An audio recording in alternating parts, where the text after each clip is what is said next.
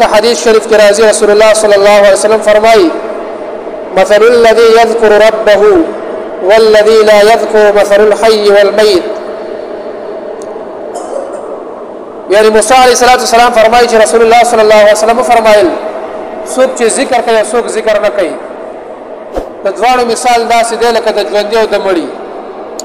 د ذکر کوونکي مثال داسې دی لکه د ژوندي او د نه ذکر کوونکي مثال داسې دی لکه د مړي. نو محترم ژوند د هر چا خوښ دی خو د مرګ نه هر څوک یریږي. د رسول الله صلی الله علیه وسلم ارشاد دی چې څوک د الله تعالی ذکر نه کوي د هغه مثال د مړي په شان دی. یعنی د ژوندی دی خو د مړي په حکم کې دی ځکه چې دی په دنیا کې په فضولیاتو کې وخت تېروي په عبثو کې وخت تېروي او د الله جل شانه دنیا ته څه مقصد دپاره رالیږلی دی هغه مقصد چې کوم دی نه خپلی د الله جل شانه عبادت نه کوي الله جل شانه په دنیا کې نه راضي کوي. نو دا انسان چې کوم دی ظاهرا ژوندی دی لیکن د ده مثال د مړي دی د ده په دنیا کې اوسېدل هغه هېڅ پیدا نه ورکوي. نور دا خوراک مراد کول دا رزق پیدا کول دا رسل دی محترم او اول د الله جل شانه عبادت کول دی. ځکه محترم موږ او تاسو چې الله جل شانه پیدا کړی یو د یو مقصد لپاره پیدا کړی یو او هغه مقصد څه دی هغه الله جل شانه عبادت دی.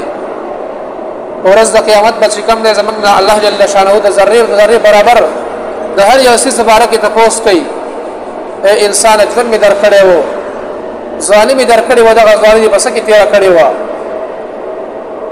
مال دولت مې درکړی و دغه مال دولت دې په څه کې خرج کړی و علم مې درکړی و په دغه علم دې څومره عمل کړی و.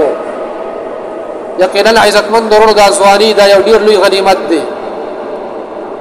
کله چې انسان بیمار شي محترم او بیا انسان ته پته ولګېږي انسان د ځان سره لږ سوچ وکړي چې یقینا دا ژوند دا څومره لوی غنیمت دی.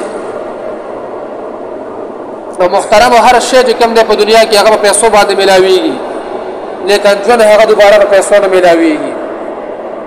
که د یو انسان نیټه مقرر شي محترم وخت پوره شي دا هغه نه سا وځي محترمو بیا که ټوله دنیا راولګېږي که نه نو په کروڑا روپو هغه چې کوم دی یا منټ سا نشي ورکولی.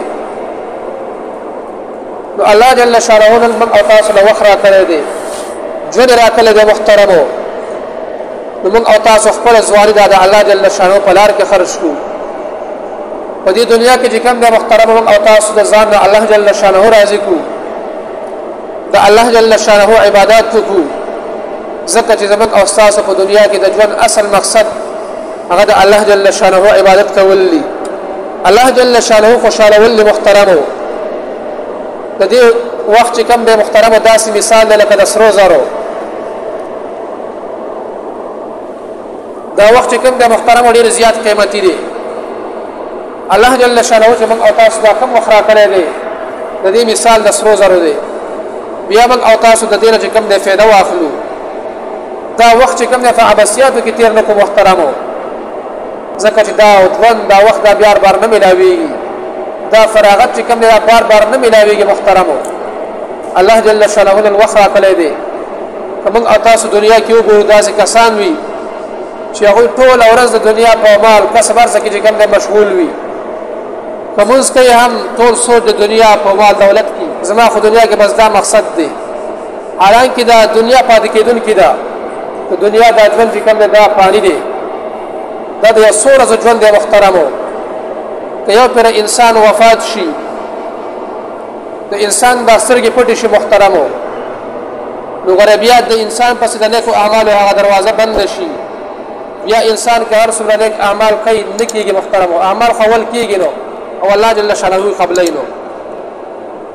موږ او تاسو له پکار دی چې په دې دنیا کې د الله جل شانه ذکر ډېر زیات وکړو. الله جل شانه فرمایي فاذكروني اذكركم واشكروني ولا تكفرون والذاكرين الله كثيرا والذاكرات اعد الله لهم مغفرة واجرا عظيما.